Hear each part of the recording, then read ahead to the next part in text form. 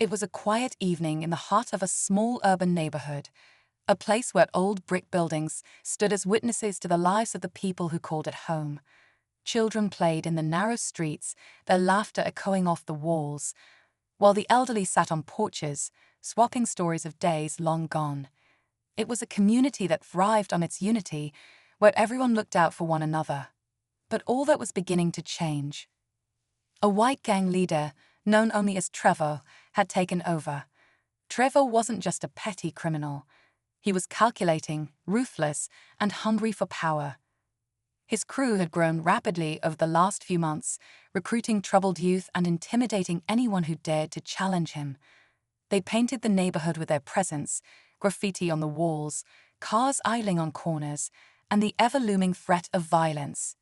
Businesses were forced to pay for protection, and families whispered warnings to each other, urging caution about the streets at night.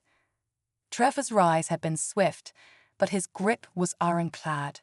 He didn't just want control, he wanted fear. He thrived on the power he held over the neighborhood, pushing its residents to the brink of despair. People who once took pride in their community now locked their doors before sunset, afraid to look too long at the gang members, stationed like sentinels on the corners. Trevor's crew was bold, vandalizing homes, taking what they wanted, and marking their territory with an arrogance that said, "This is ours now." But amid the chaos, there was one man who refused to bow to Trevor's reign. Clarence, the Champ Johnson, was a retired boxer in his 60s, a local legend whose name still carried weight in the area. Clarence had grown up in the same streets now terrorized by Trevor's gang. He knew every corner, every alley, and every soul that walked these paths. His reputation as a fighter had earned him respect in his prime, but it was his heart that made him a hero to those who knew him. Clarence had seen a lot in his lifetime, more than his share of struggles and triumphs. He had fought his way out of poverty, endured the sting of racism, and stood tall even when the world tried to knock him down. But retirement hadn't dulled his edge or his spirit. Though he had traded the boxing ring for quiet days at his gym, mentoring kids and teaching them discipline through sport, Clarence remained a force to be reckoned with. When Trevor's crew started muscling in, Clarence watched from a distance, his heart heavy with anger and sorrow. He saw the fear in the eyes of people he cared about, the way children no longer played freely, and how the elderly now avoided the streets they once strolled with pride. It was more than just a personal affront. It was a battle for the soul of the neighborhood, and Clarence knew he couldn't stand idly by. His first encounter with Trevor's gang was almost inevitable. One evening, as the sun dipped below the horizon and the streetlights flickered to life, Clarence was walking home from his gym when he saw a young boy, no older than 13, being harassed by two of Trevor's men. They were taunting him, threatening him for the little cash he had in his pocket. Clarence didn't hesitate. His voice, deep and commanding, cut through the air like a blade. "That's enough." The gang members turned, sneering at the old man who dared to interrupt them. They laughed at first, mocking his age and questioning his courage. But Clarence wasn't laughing. He stood tall, his presence alone enough to make them pause. When one of them lunged at him, Clarence's instincts kicked in. Years of training and muscle memory surged to the surface. With a swift, calculated move, he disarmed the situation, without unnecessary violence, but with a firm warning. The boy ran off, and the gang members staggered away, muttering curses under their breath. Word of the encounter spread quickly through the neighborhood. Clarence had drawn a line in the sand, and people took notice. Some were inspired, finding a glimmer of hope in his defiance, while others feared the retaliation it might bring. And retaliation wasn't far behind. Trevor didn't take challenges lightly, and he certainly didn't tolerate resistance. As the days passed, tensions in the neighborhood escalated. Trevor sent more of his men to intimidate Clarence, but the retired boxer was unshaken. He didn't seek confrontation, but he wouldn't back down either. Each encounter was a test, and each time, Clarence stood his ground with the same quiet determination that had defined his life. But Trevor was no fool. He knew brute force wouldn't be enough to take Clarence down. He began plotting something bigger, something that would send a clear message to anyone who thought they could stand against him.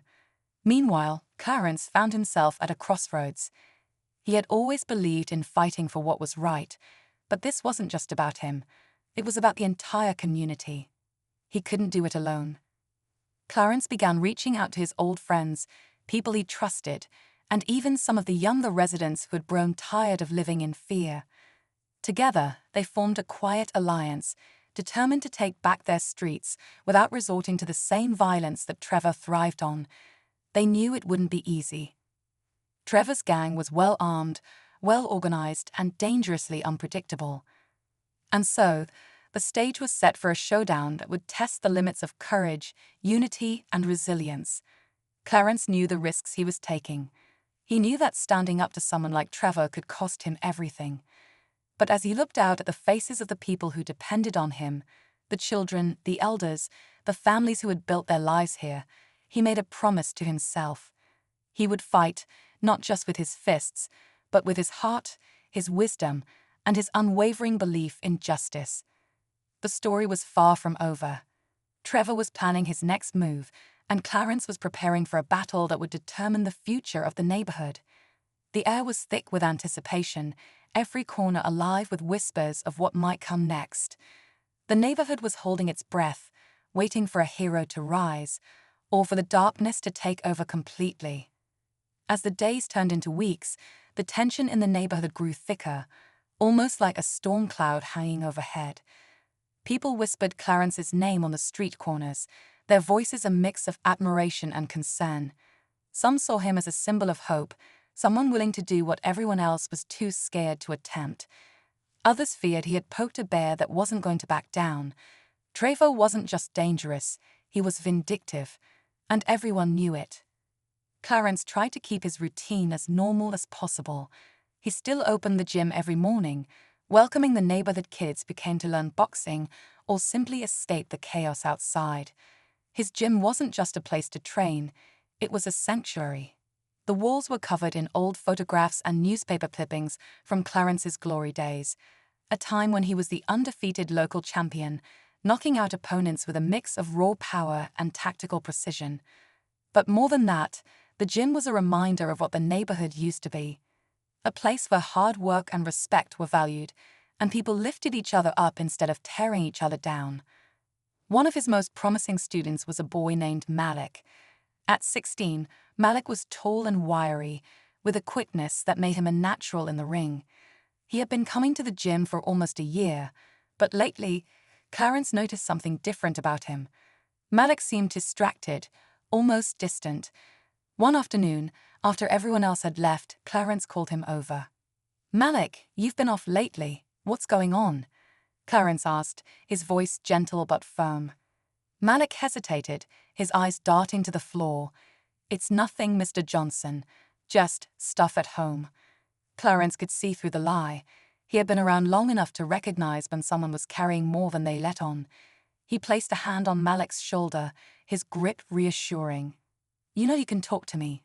Whatever it is, we'll figure it out."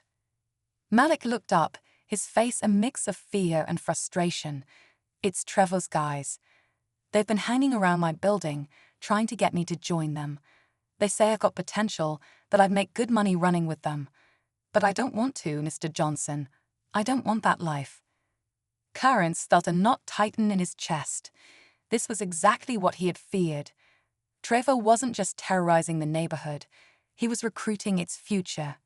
"You're doing the right thing staying out of it," Clarence said, his voice steady. "But you need to be careful. They don't take rejection lightly." Malik nodded, but the worry in his eyes didn't fade. Clarence knew that Malik's situation wasn't unique. Trevor and his crew were targeting young people all over the neighborhood, offering them a twisted version of family and security. It was a cruel manipulation, preying on those who felt like they had no other options. Clarence had to find a way to stop it. Meanwhile, Trevor was growing restless. Clarence's quiet defiance had started to chip away at his carefully constructed image of power. The stories about the old boxer standing up to his men were spreading, and with each retelling, Trevor's control seemed to weaken. He couldn't allow it to continue. Trevor prided himself on being feared, and fear didn't leave room for challenges. One night, Trevor called a meeting with his inner circle in an abandoned warehouse on the edge of town. The room was dimly lit, the air thick with the scent of cigarette smoke and tension. Trevor sat at the head of the table, his piercing blue eyes scanning the faces of his crew. "This old man thinks he can make a fool out of me," Trevor began, his voice low but full of menace. "He thinks just because he used to throw a few punches, he can stand up to us. We need to remind him who runs this neighborhood." One of his lieutenants, a wiry man with a scar running down his cheek, leaned forward. "What do you want us to do, boss? Break his legs? Torch his gym?" Trevor shook his head, a cold smile spreading across his face. "No, that's too simple. This isn't just about him. It's about everyone watching. They need to know what happens when you cross me. We'll start with the people he cares about." Back at the gym, Clarence was beginning to feel the weight of the situation. He had always believed in fighting for what was right, but this wasn't like the battles he had faced in the ring. There, the rules were clear. You knew your opponent, you trained for the fight, and when the bell rang, it was just you and them. But this was something else entirely. Trevor fought dirty, and he didn't care who got hurt in the process. Clarence wasn't naive. He knew he was putting a target on his back, and possibly on the backs of the people around him. But he couldn't ignore what was happening. He couldn't look the other way while this community was torn apart. So he kept showing up, kept training the kids, and kept reminding everyone that they were stronger than the fear Trevor tried to impose. But Trevor's retaliation came sooner than Clarence expected. Late one night, as Clarence was locking up the gym, he heard footsteps behind him. Turning, he saw 3 of Trevor's men standing in the shadows, their faces hidden under hoodies. They didn't say anything at first, just stood there watching him. Clarence's voice was calm but firm. "If you've got something to say, say it." One of the men stepped forward, a baseball bat resting on his shoulder. "Trevor says you're stepping on toes, old man. Says you need to learn your place." Clarence didn't flinch. He stood his ground, his eyes locking with the man's. "This is my place, and I'm not going anywhere." The man smirked, lifting the bat slightly. "We'll see about that." Before Clarence could react, the man swung the bat, aiming for the side of the gym. The impact shattered one of the windows, glass raining down onto the sidewalk. The other 2 men joined in, kicking over trash cans and throwing rocks at the building. Clarence's heart raced, but he didn't move. He knew this was meant to provoke him, to draw him into a fight that could escalate into something worse. When the men finally left, laughing as they disappeared into the night, Clarence stood in the wreckage, his fists clenched. The gym was damaged, but it wasn't broken, and neither was he. The next morning, the neighborhood was buzzing with news of the attack. People stopped by the gym to check on Clarence, their faces a mix of concern and determination. For every person who expressed fear, there was another who offered support. Clarence could feel the community rallying behind him, even as Trevor's shadow loomed larger. But Trevor wasn't done yet. He had set his sights on something more personal, something that would hit Clarence where it hurt the most. And as Clarence swept up the broken glass and prepared for whatever came next, he couldn't shake the feeling that the fight was far from over. The stakes were rising, and the battle for the soul of the neighborhood was only just beginning. The days after the attack on Clarence's gym were some of the most tense the neighborhood had seen. Clarence tried to move on like nothing had happened, but he couldn't shake the feeling that Trevor was just getting started. Each night, as he locked up the gym, he caught himself glancing over his shoulder, listening for footsteps in the shadows. He wasn't afraid for himself, not really. What worried him most was what Trevor might do to the people around him, to Malik, to the kids in the gym, or to anyone else who dared to stand too close to him. Word of the attack spread quickly, and with it came an unspoken understanding. This wasn't just about Clarence anymore. Trevor wanted to send a message, and that message was clear. Nobody was untouchable. The graffiti on the walls seemed to multiply overnight, the gang's tags showing up on every street corner. It was as if Trevor was marking his territory, a silent warning to anyone thinking about stepping out of line. Clarence wasn't the only one who felt the weight of what was happening. Malik had started skipping practice, his usual eagerness replaced by a nervous energy that Clarence recognized all too well. One evening, after most of the kids had gone home, Clarence spotted Malik lingering near the door. "You avoiding the gym, or are you just busy?" Clarence asked, keeping his tone light. Malik hesitated, his hands shoved deep into his pockets. "It's not that, Mr. Johnson. It's just, I don't know. Things are different now. I don't want to make things worse." "Worse?" Clarence raised an eyebrow, stepping closer. "You think showing up here makes things worse? The only thing that's gonna make it worse is if you let Trevor scare you out of doing what's right." Malik looked up, and for a moment, Clarence saw the fear in his eyes. Fear of Trevor, fear of what might happen if he kept coming to the gym, but also fear of disappointing Clarence. "I'm trying, Mr. Johnson," Malik said quietly, "but they don't leave you alone. Everywhere I go, there's someone watching me. They keep saying if I don't join them, I'm going to regret it." Clarence's jaw tightened. This was the reality of Trevor's control, the way he planted fear in every corner of someone's life until it seemed like there was no escape. "You listen to me, Malik. They don't control you. You've got something they'll never have: strength, discipline, and a choice. You keep coming here, and we'll figure this out. Together." Malik nodded, but his shoulders were still heavy with worry as he left the gym that night. Clarence watched him go, a pit forming in his stomach. He knew Trevor wouldn't stop at words for long. The question was, how far was he willing to go? Meanwhile, Trevor was growing impatient. Clarence's gym was still standing, and the neighborhood was starting to rally behind him in small but significant ways. People were more careful, more watchful, but they weren't running scared the way Trevor had expected. Some even started cleaning up the graffiti as soon as it appeared, repainting walls and reclaiming their streets. It wasn't much, but it was enough to make Trevor angry. One night, he sat in his car outside Clarence's gym, watching the lights inside flicker as Clarence cleaned up after another long day. Next to him in the passenger seat was Victor, one of his oldest crew members and the only person Trevor truly trusted. "This guy's more trouble than he's worth," Victor said, lighting a cigarette. "Why don't we just take him out and be done with it?" Trevor shook his head, his fingers drumming against the steering wheel. "It's not just about him. If we take him out now, we make him a martyr. People like him, Vic. They'll rally around his memory, and we'll be right back where we started. No, we need to break him. Make him show everyone he's just another old man who doesn't know when to quit." Victor exhaled a cloud of smoke, leaning back in his seat. "So what's the plan?" Trevor smirked, a cold glint in his eye. "We hit him where it hurts." Clarence didn't know it yet, but Trevor's next move was already in motion. Over the next few days, the atmosphere in the neighborhood grew even more tense. More gang members were seen loitering near the gym, their presence a silent reminder of who really held the power. Businesses that had started speaking out against Trevor suddenly went quiet, their owners avoiding eye contact and shutting their doors earlier than usual. It was like the whole neighborhood was holding its breath, waiting for the next shoe to drop. Then, one afternoon, Clarence got a call that made his blood run cold. It was Malik's mother, her voice trembling as she explained that Malik hadn't come home the night before.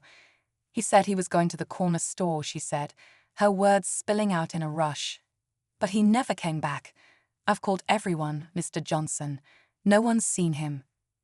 Clarence felt a wave of anger and fear crash over him. He had a sinking feeling he knew exactly who was behind Malik's disappearance. Trevor wasn't just targeting Clarence anymore. He was going after the people Clarence cared about, the ones he was trying to protect. He wasted no time, grabbing his jacket and heading out into the night. He walked the streets with purpose, stopping at every corner where he saw a familiar face, asking questions, piecing together what little information he could find. Eventually, he found himself outside one of Trevor's known hangouts, a run-down house with boarded-up windows and music thumping from inside. Clarence stood there for a moment, his fists clenched at his sides. He knew he couldn't just barge in, not without risking everything. But as he turned to leave, he caught sight of something in the alley next to the house. It was Malik, sitting on the ground with his knees pulled to his chest, his face bruised, and his clothes torn. Malik. Clarence rushed to his side, kneeling down and gently placing a hand on his shoulder. What happened? Are you okay? Malik looked up, his eyes filled with tears. They grabbed me, Mr. Johnson. Said I had to prove myself if I wanted to get out of this alive. I told them I didn't want to join, but they wouldn't listen. Clarence's chest tightened with anger. You're safe now, he said, his voice steady. I've got you. He helped Malik to his feet and walked him home, his mind racing the entire time. This wasn't just a fight anymore, it was war. Trevor wasn't going to stop until he had complete control, and Clarence knew he couldn't let that happen. But as he lay awake that night, staring at the ceiling, he couldn't help but wonder how far Trevor was willing to go, and whether he had the strength to stop him before it was too late. The neighborhood felt like a pressure cooker, ready to explode at any moment. Clarence knew that Trevor wouldn't back off after what happened to Malik. If anything, this was just the beginning. The gang leader had made his message clear. No one was safe.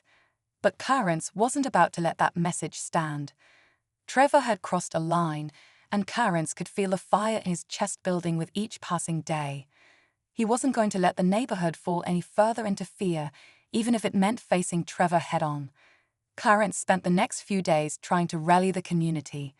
He went door to door, talking to business owners, parents, and anyone willing to listen. He reminded them of what the neighborhood used to be, a place where people looked out for one another, where kids could play outside without fear, and where everyone had a sense of pride in their home. His words struck a chord with some, but others were too afraid to speak out.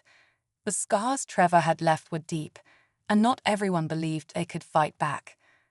One evening, as Clarence was locking up the gym, he noticed someone standing in the shadows across the street. For a moment, he thought it might be one of Trevor's men, but as the figure stepped into the light, he recognized Victor, Trevor's right-hand man.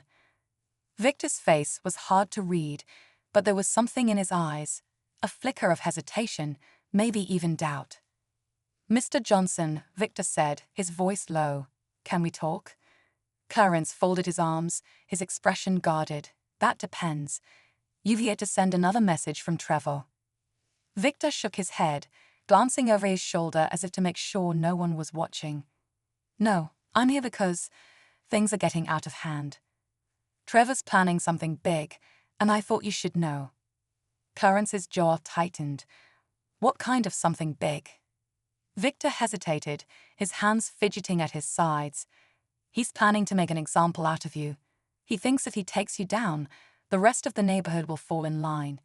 He's got his guys watching you, waiting for the right moment. And it's not just you. He's going after anyone who stands with you.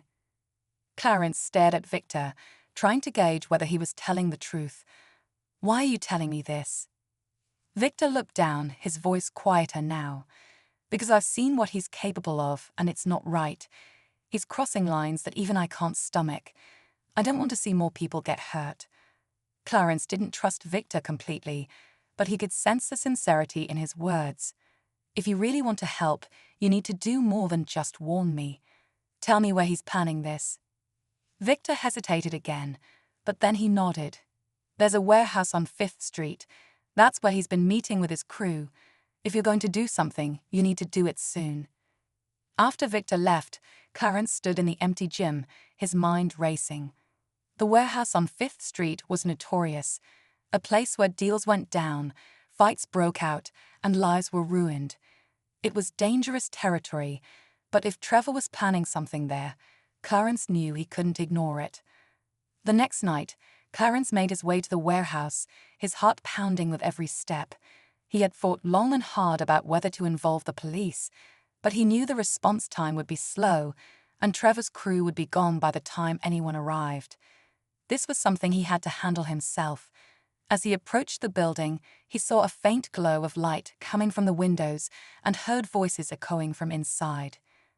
He crept closer, keeping to the shadows, and peered through a crack in one of the boarded-up windows. Inside, Trevor was standing in the center of the room, surrounded by his men. He was giving a speech, his voice full of confidence and venom. "This neighborhood belongs to us," Trevor said, pacing back and forth. "We've let them get comfortable for too long. They think they can fight back, but they're wrong. Clarence Johnson wants to play hero. Fine, we'll show him what happens to heroes." The room erupted in laughter, the sound echoing off the walls.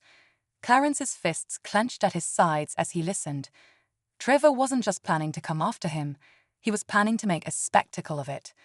But Clarence wasn't going to let that happen.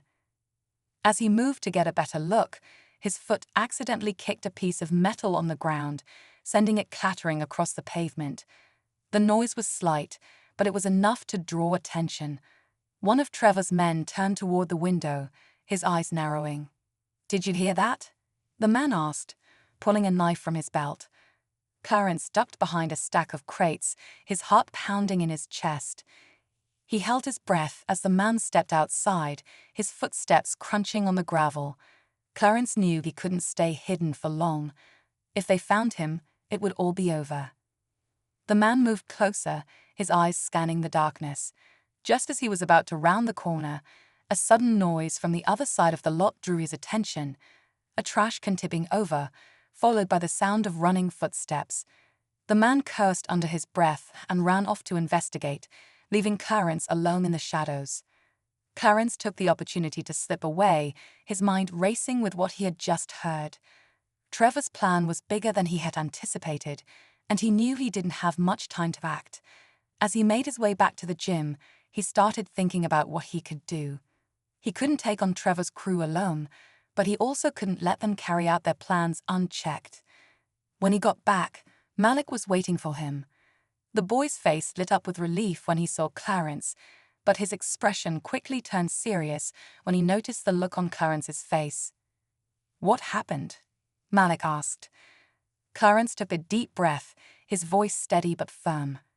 "Trevor's planning something big, and we need to be ready." "I can't do this alone, Malik. I need your help." Malik's eyes widened. "What can I do? I'm just a kid." "You're not just a kid," Clarence said, placing a hand on his shoulder. "You've got more heart and courage than half the men in this neighborhood, and right now, that's exactly what we need." Malik nodded, determination flashing in his eyes. "Okay, what's the plan?" Clarence didn't have all the answers yet, but he knew one thing for certain. This was their chance to take back the neighborhood. Together, they began reaching out to the people Clarence had spoken to earlier, calling in favors and rallying anyone willing to stand up against Trevor. It wasn't going to be easy, and it wasn't going to be without risk, but Clarence could feel the tide beginning to shift. The night of Trevor's plan was fast approaching, and the tension in the air was almost unbearable. The neighborhood was on edge, every shadow and every sound feeling like a threat. Clarence knew the stakes were higher than ever, but he also knew he couldn't back down now. This was the moment they had been building toward, the moment where everything would either fall apart or finally come together. And as Clarence stood in the middle of his gym, surrounded by the people who had decided to fight back, he couldn't help but feel a spark of hope. The fight wasn't over yet, and the neighborhood wasn't done fighting for itself. The air in the gym was thick with anticipation. Clarence stood at the center, his eyes scanning the faces around him. There were neighbors, parents, former students, and even a few business owners who had quietly decided to join the fight. It wasn't an army by any means, but it was a start. Each person carried their own fear, but there was also something else in their expressions, a flicker of hope, the belief that standing together might actually change something. Clarence felt a wave of pride, but also a heavy sense of responsibility. If this failed, it wouldn't just be him who paid the price. Malik was at Clarence's side, his shoulders squared and his chin held high. He'd been the one to convince a handful of his friends to join them, kids who had been teetering on the edge of falling into Trevor's world. Now they stood with Clarence, their youthful energy buzzing with a mix of determination and nervousness. Malik had grown more in the past few days than Clarence thought possible, And while that filled him with pride, it also made his heart ache. A boy Malik's age shouldn't have to fight these battles. As Clarence began explaining the plan, the door to the gym creaked open. The room fell silent as everyone turned to see who had entered. Standing in the doorway was Victor. His usual confidence seemed dulled, replaced by an uneasy tension. Whispers rippled through the crowd, some people stepping back instinctively. Victor raised his hands, his voice steady but urgent. "I'm not here to cause trouble," he said. "I came to help." Clarence stepped forward, his gaze sharp. "You've got some nerve walking in here, after everything you've done." Victor nodded, his expression somber. "You're right. I've done a lot I'm not proud of. But Trevor's gone too far this time. He's not just trying to send a message. He's planning to tear this neighborhood apart for good. If you want to stop him, you're going to need someone who knows how he operates." The room buzzed with skepticism. Clarence stared at Victor, weighing his words. He could see the tension in Victor's face, the subtle cracks in his tough guy demeanor.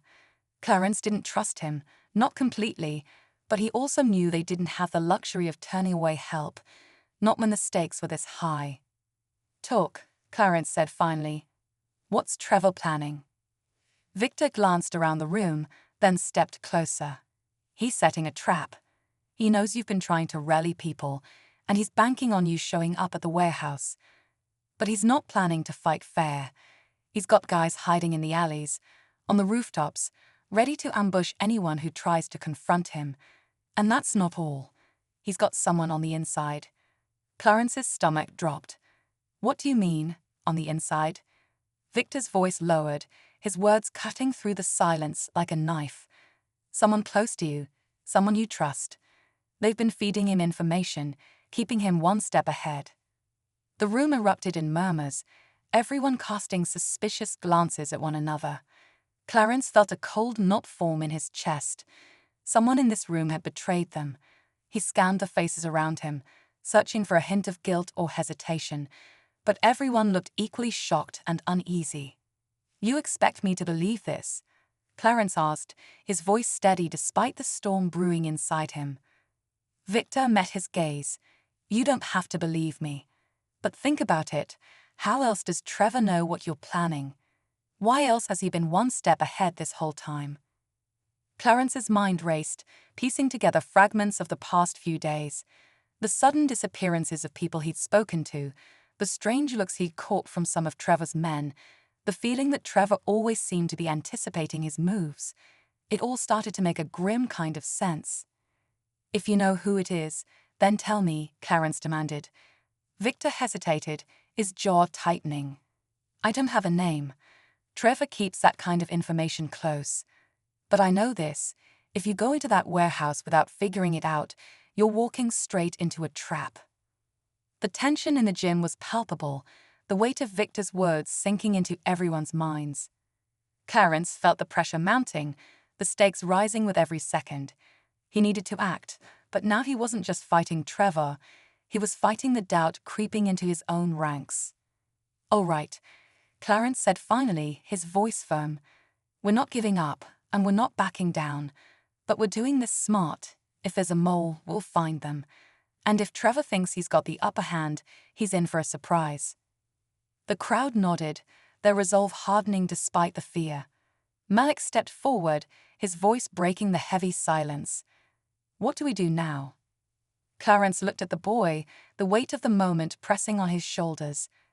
"We prepare," he said, "and we stay united, because no matter what Trevor's planning, we're stronger together." As the group dispersed to ready themselves for the confrontation ahead, Clarence pulled Victor aside. "If you're lying to me, or if this is some kind of setup." "I'm not," Victor said, his voice steady. "I'm taking a risk just by being here.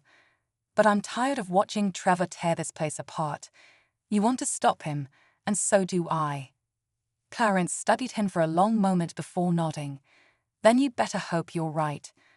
But as the night wore on and the time for the showdown drew closer, Clarence couldn't shake the feeling that the real danger wasn't just waiting for them at the warehouse. It was already among them, hiding in plain sight. And as the neighborhood braced for the fight of its life, One question loomed larger than all the rest. Who could he trust when the lines were no longer clear? The night was heavy with tension as Clarence led the group toward the warehouse. They moved cautiously, staying to the shadows, the weight of Victor's warning hanging over them. Clarence's mind was racing. He had tried to figure out who the mole could be, but every time he thought he had it narrowed down, another possibility crept in. He couldn't afford to let doubt paralyze him now, not when they were so close to confronting Trevor. The warehouse loomed in front of them, its broken windows glowing faintly with light from inside. Clarence raised his hand, signaling the group to stop. He turned to face them, his voice low but commanding. "This is it. Stay sharp. Watch each other's backs. And no matter what happens, we stick together." Victor stepped forward, his expression unreadable. "There's a side entrance that should be clear. If we can get in there without being seen, we'll have the advantage." Clarence nodded, though he couldn't completely shake the feeling of mistrust. He motioned for Victor to lead the way, and the group followed, moving as silently as they could. Malik stayed close to Clarence, his eyes darting nervously but determined not to show fear. Clarence gave him a reassuring nod, though his own nerves were frayed. As they slipped through the side entrance, the warehouse opened up before them, a cavernous space filled with crates, dim lights, and the unmistakable sound of voices. Trevor's men were scattered throughout, some standing guard, others talking and laughing as if they didn't have a care in the world. But Trevor himself was nowhere to be seen. Clarence motioned for the group to spread out, taking cover behind crates and machinery. His heart pounded as he scanned the room, trying to spot any sign of Trevor. Victor was crouched a few feet away, his eyes fixed on a cluster of men near the center. For a moment, Clarence wondered if Victor's warning had been a ruse, if this was all part of Trevor's trap. But before he could dwell on the thought, a sudden movement caught his attention. Trevor stepped into view, flanked by two of his men. He was grinning, his confidence radiating as he looked around the room. "I know you're here, Clarence," he called out, his voice echoing off the walls. "I've been waiting for this." Clarence felt his muscles tense. He knew Trevor was trying to bait him, to draw him out, but he also knew he couldn't stay hidden forever. He glanced at Malik, who gave him a determined nod, and then stepped out from behind the crate. "I'm here, Trevor," Clarence said, his voice steady despite the adrenaline surging through him. "You wanted a fight, you've got one." Trevor's grin widened as he clapped his hands together. "There he is, the neighborhood hero. Tell me, Clarence, what's it like knowing you've already lost? Because that's what's about to happen." Clarence took a step forward, his eyes locked on Trevor. "You think you can scare us into submission. You don't own this neighborhood, Trevor, and you're not going to destroy it." Trevor chuckled, shaking his head. "Brave words, but bravery only gets you so far." He gestured toward the shadows, and suddenly more of his men stepped into view, surrounding Clarence's group. The air was thick with tension as both sides stared each other down, the standoff teetering on the edge of chaos. And then it happened. A shout rang out, and one of Clarence's group lunged forward, breaking the fragile balance. The room erupted into chaos as the two sides clashed, fists flying, crates toppling, and shouts echoing through the warehouse. Clarence moved like a force of nature, his years of training kicking in as he fought to protect his people. Malik stayed close, using his smaller size to his advantage as he dodged and weaved through the melee. In the middle of the fight, Clarence spotted Victor grappling with one of Trevor's men. For a moment, it seemed like Victor was holding his own, but then something shifted. Victor's opponent suddenly crumpled, and Victor turned to Clarence, his face pale. "It's not over yet," Victor shouted, pointing toward the far end of the warehouse. Clarence followed his gaze and saw Trevor slipping away, heading toward a staircase that led to an upper level.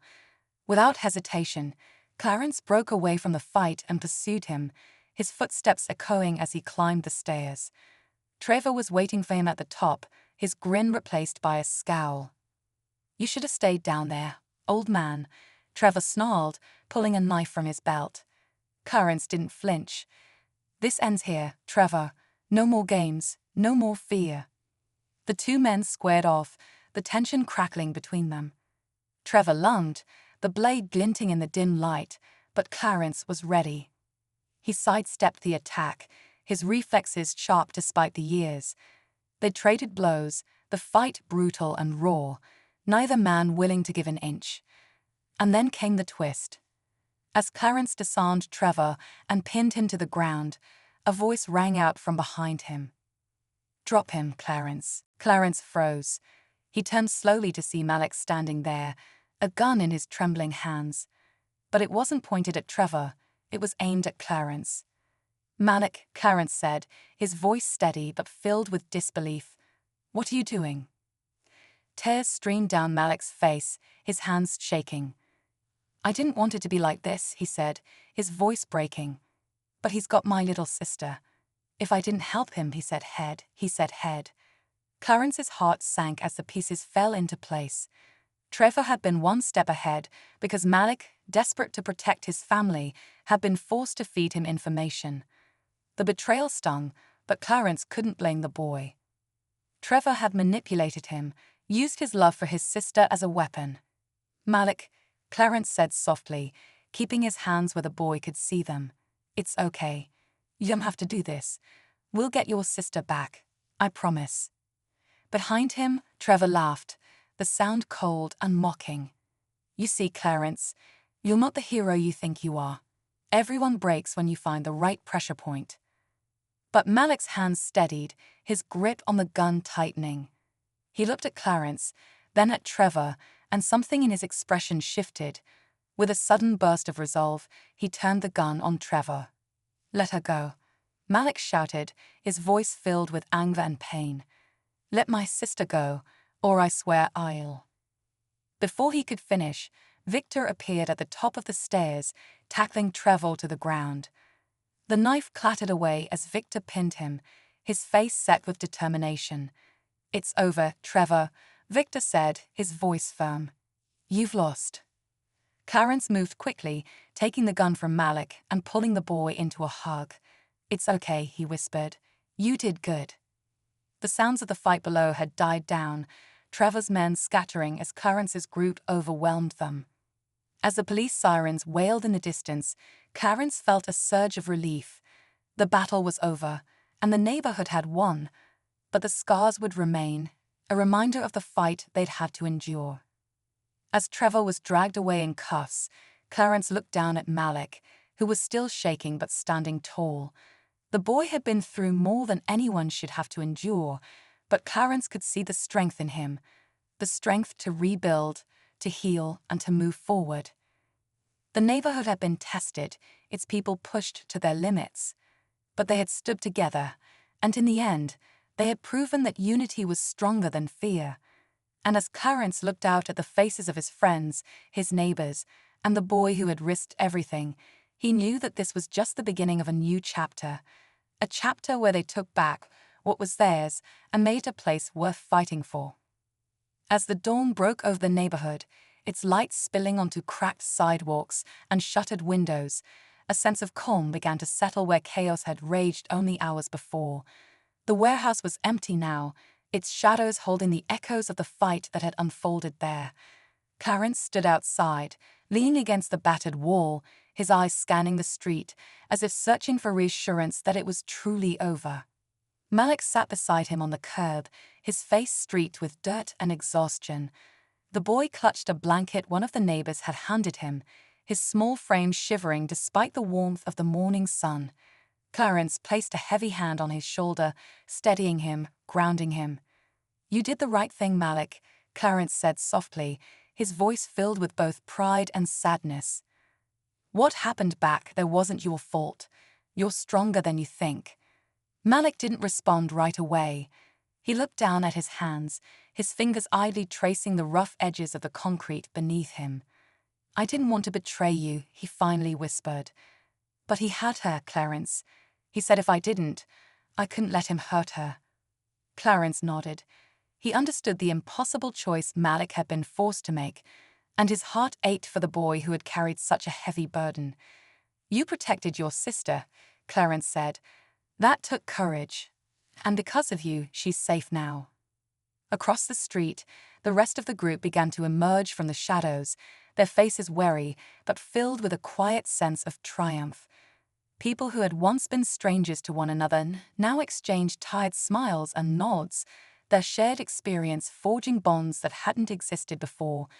Victor lingered at the edge of the group, his hands shoved deep into his pockets. When his eyes met Clarence's, there was a flicker of something that looked like regret, or perhaps relief. Clarence pushed off the wall and walked over to Victor, leaving Malik with the others. The two men stood in silence for a moment, the weight of everything unsaid hanging between them. Finally, Clarence spoke. "You came through for us. I didn't think you would, but you did." Victor's lips twisted into a faint, self-deprecating smile. "Don't give me too much credit. I've done a lot of damage in my time. Helping you tonight doesn't erase any of that." "No," Clarence said, his tone firm but not unkind. "But it's a start." Victor nodded, his gaze dropping to the ground. "I'm leaving town," he said after a pause. "Trevor's out of the picture, but there are still people who'd love to see me gone. And maybe it's time for me to figure out who I am without all this." Clarence didn't try to stop him. He knew that some paths couldn't be walked together, and maybe Victor needed to find his own way forward. "Good luck, Victor," he said, extending his hand. "Wherever you go, I hope you find what you're looking for."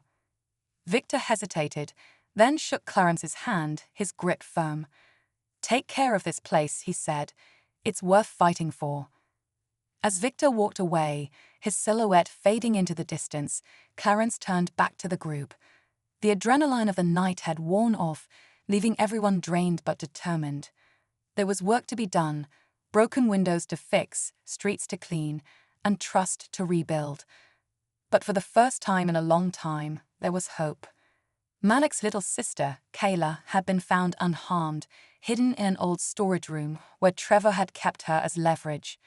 She clung to Malik now, her small arms wrapped tightly around him as if afraid to let go. Watching them, Clarence felt a swell of pride. Malik had been through fire and come out the other side stronger, though the scars would remain. Clarence knew it would take time for the boy to fully heal, but he also knew Malik wouldn't have to face it alone. As the group began to disperse, heading back to their homes and families, Clarence stayed behind. He stood in the center of the street, the quiet settling over him like a blanket. The neighborhood wasn't perfect, far from it, but it was still standing.